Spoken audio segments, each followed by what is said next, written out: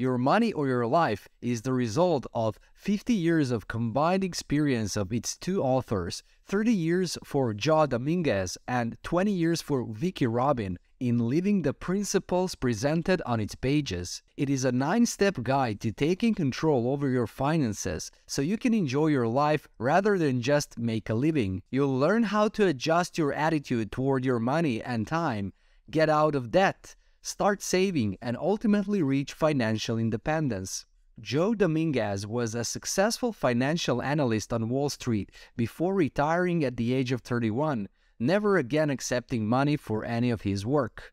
Vicki Robin graduated with honors from Brown University and later left a budding career in film and theater in New York. Her open mind allowed her to recognize the value of Joe's new roadmap for money and apply it to her own life. Together, they were founders of the New Roadmap Foundation, an all-volunteer non-profit organization that promotes a human, sustainable future for our world. This book is full of examples, stories, and experiences of many people who have followed their 9-step program in their journey to financial independence. The purpose of this book is to transform your relationship with money. That relationship encompasses more than just your earnings, spending, debts, and savings. It also includes the time these functions take in your life. Also, your relationship with money is reflected in the sense of satisfaction and fulfillment that you can get from your connection to your family, your community, and the planet. And once you have changed the nature and function of your interaction with money by following the steps, your whole relationship with money will be transformed. So you will reach new levels of comfort, competence, and consciousness around money. One of the first things authors talk about is creating a new roadmap or financially independent thinking. A way to do so is by accepting some new ways of thinking, and the key to this is to start what authors refer to as FI thinking, which is a way of thinking as if you were already financially independent. This is the process of examining those basic assumptions that you have unconsciously adopted, of evaluating your own roadmap. Until you can consciously and objectively analyze your own inner financial road plan, you will experience typical financial dead ends, such as spending more than you earn, buying high and selling low, not liking your job but not having a way out, needing 2 paychecks to make ends meet, or being so confused by money that you leave it to the experts who then feed on your ignorance. By exploring concepts from the book, you'll transform your relationship with money and eventually become financially independent. And the 3 main FIs are financial intelligence, financial integrity, and financial independence. In order to gain financial intelligence, you first need to know how much money you have already earned, what you have to show for it, how much is coming into your life, and how much is going out. You also need to know what money really is and what you are trading for your money. And the outcome of learning financial intelligence would be getting out of debt and having at least 6 months of basic living expenses in the bank. To achieve financial integrity, you'll need to learn the true impact of your earnings and spending, both on your immediate family and on the planet. It is knowing what is enough money and material goods to keep you at the peak of fulfillment and what is just excess and clutter. Now, financial independence is defined as having an income sufficient for your basic needs and comforts from a source other than paid employment. It is also independent of crippling financial beliefs, crippling debt, and from a crippling inability to manage modern conveniences like repairing your car to fixing your central heating. So, financial independence is an experience of freedom at a psychological level. But you also need to understand that financial independence has nothing to do with being rich. Financial independence is the experience of having enough and then maybe some more just in case. The old notion of financial independence as being rich forever is not achievable because enough means enough for you, and it may be different from enough from your neighbor, but it will be a figure that it is real for you and within your reach.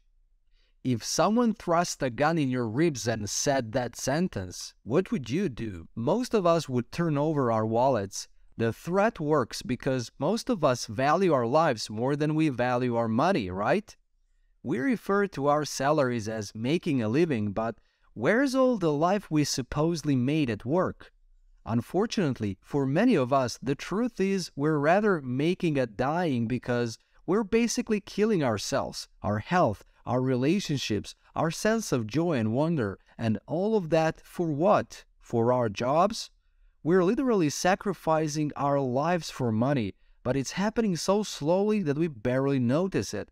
Eventually, we may have all the comforts and luxuries we always wanted, but our laziness keeps us locked up in the 9-to-5 pattern. That's why we should focus on making a living, because once we realize that we're trading our most valuable assets, time and energy, we can start making a living by making choices that support our lives, not our day jobs. Another important thing is to question the status quo, because most of our financial and life problems come from pre-programmed thinking that society has shaped as normal. So then when we get our first job and it sucks, we stick to it because we feel it's not right to quit when others do it too, right? It is a fact that there are no specific rules that we have to follow, so taking time to quit the race and rethink our choices can be the best decision we can make. So once you make the decision that is right for you, the next step would be to find your point of enough, which is basically the most important takeaway from this book. Not knowing what's enough for us is the number one reason why we hop on the hedonic treadmill, trying to upgrade our life and therefore grow our salary to support our new standard of living. The next thing to learn is to start treating every purchase as trading your life energy. Spending money is much easier when you don't track it and don't have a benchmark for your expenses. Once we realize that we're really trading our life energy and not money, we won't be so careless about it. And we indeed trade our time and energy, no matter if we buy a $1 milk bar or a $50,000 Tesla. Any purchase that makes us fulfilled and that's aligned with our values is a huge win. But anything that creates unnecessary clutter should be cut out from our lives. This leads us to the next lesson, which is to be aware of things that bring fulfillment to your life and of those that do the opposite. The process is described in the book as adding plus, minus, or zero next to every purchase to show our fulfillment level.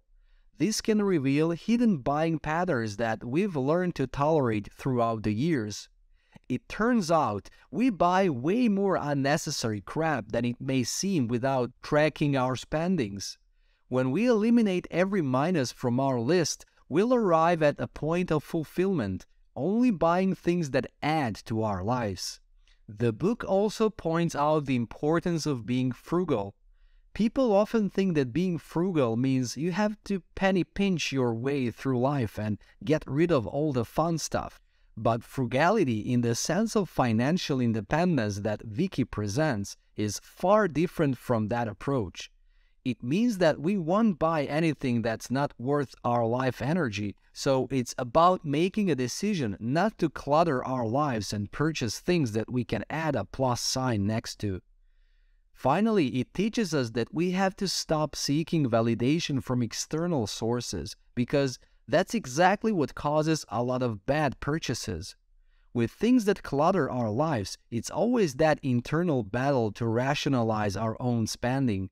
Once we decode the real reason for those purchases, we might find out that we don't really need them and that we are trying to satisfy deeper needs with physical objects.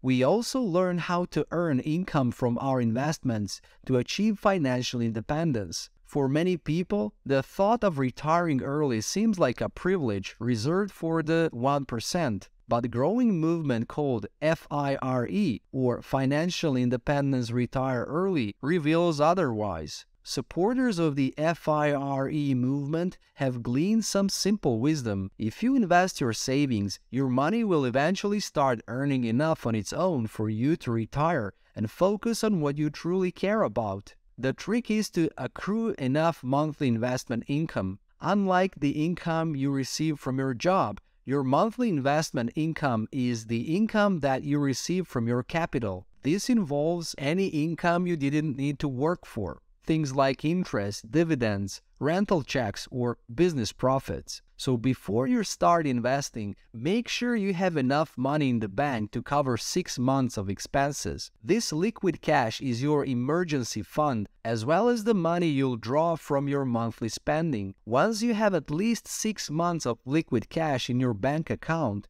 consider opening a savings account. Now you can start the next step in the program, investing and tracking your additional savings. Your monthly investment income may seem inconsequential when you're starting off, but as your income and expenses become more consistent, you'll eventually be able to predict how much money it will take to reach financial independence.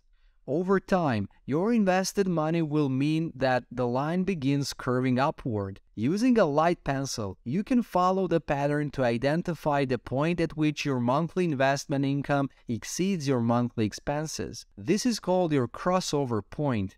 For most people, your crossover point will occur when your savings equal 25 times your annual expenses. If your average annual expenses are $36,000, then you'll need $900,000 in assets to reach financial independence. Another key message from this book would be to always research and choose investment options and apply them to every point of your life. Avoid spending unnecessary fees with such middlemen by empowering yourself to make your own investment decisions. Your investment income might include receiving rent from real estate or royalties from intellectual property, franchises, or natural resources. You could gain capital from selling an investment for an amount more than what you initially invested, but you'll most likely want to focus on earning interest or dividends by investing in bonds, mutual funds, or the stock market. So if you work for a company that offers a retirement plan, your savings will likely be managed by large brokerage houses